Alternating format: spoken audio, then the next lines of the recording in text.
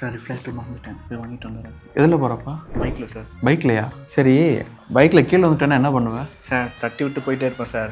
-0. ஏன் சார் மார்க்லாம் போடுறீங்க? தம்பி, ஃபஸ்ட்டு நீ பைக்கில் விழுந்தேன்னா ஏதாச்சும் முட்லையோ கையிலையோ கால்லையோ சிறப்பு காயம் இருக்கா அப்படின்றத பார்க்கணும். அப்புறம் தான் சார் அடிப்பட்டா மஞ்சள் தடவிட்டு டேப்லெட் வாங்கி போட்டு போயிட்டே இருப்பேன் சார். -100. ரொம்ப காமனாக இந்த ரோட் டிராஃபிக் ஆக்சிடென்ட்ஸ் வந்துட்டு நடக்குது. ஸோ அதுலேயுமே பைக்லேருந்து கீழே விழுந்துட்டு சின்ன சின்ன காயங்களாக இருக்கும். ஸோ அது வந்து பொருட்படுத்தாமல் அப்படியே அடுத்தடுத்த வேலைகளுக்கு போயிடுறாங்க. இது என்ன ஆகுதுன்னா 3 நாள் 4 நாள் கழிச்சு அந்த இடத்துல சலமா வருது, பஸ் கலெக்ஷன் மாதிரி வருது. ஸோ இது வந்து ஈஸியாக அவாய்ட் பண்ண வேண்டிய ஒரு விஷயம். என்னன்னா, நம்மளுக்கு மூட்டுலையோ கையிலையோ உடம்புல எங்கேயோ சிறப்பு காயம் ஏற்பட்டுச்சுன்னா கண்டிப்பாக டிடி இன்ஜெக்ஷன்றது கண்டிப்பாக போடணும். ஸோ டிடி இன்ஜெக்ஷன்றது வந்து 6 மாதத்துக்கு ஒருக்க போடலாம். தம்பி சொன்ன மாதிரி அதே இடத்துல மஞ்சளும் போட்டிங்க அப்படின்னா ஆல்ரெடி நல்ல இன்ஃபெக்டடான ஒரு சிறப்பு காயம் இருக்கும். அதில் மஞ்சளும் தடவும் போது என்ன ஆகும்னா டீப்பாக நம்மளுக்கு இன்னும் பஸ் கலெக்ஷன் தான் ஆகுமே தவிர அதனால க்யூர் ஆகாது. ஸோ இதுக்கப்புறம் வந்துட்டு நிறைய டிசீனஸ் இருக்கும், மைல்ட் ட்ரௌசினஸ் இருக்கும், வாமிட்டிங் இருக்கும். ஸோ இதெல்லாம் வந்துட்டு ஒரு அலார்மிங் சைன் மாதிரி தான். ஸோ இதெல்லாம் நம்ம இக்னோர் பண்ணக்கூடாது. ஸோ பக்கத்தில் எந்த ஒரு ஹாஸ்பிட்டலாக இருக்கட்டும், பிஹெச்சியாக இருக்கட்டும், கண்டிப்பாக வந்துட்டு ஒரு தடவை போய் டாக்டரை கன்சல்ட் பண்ணிடுங்க.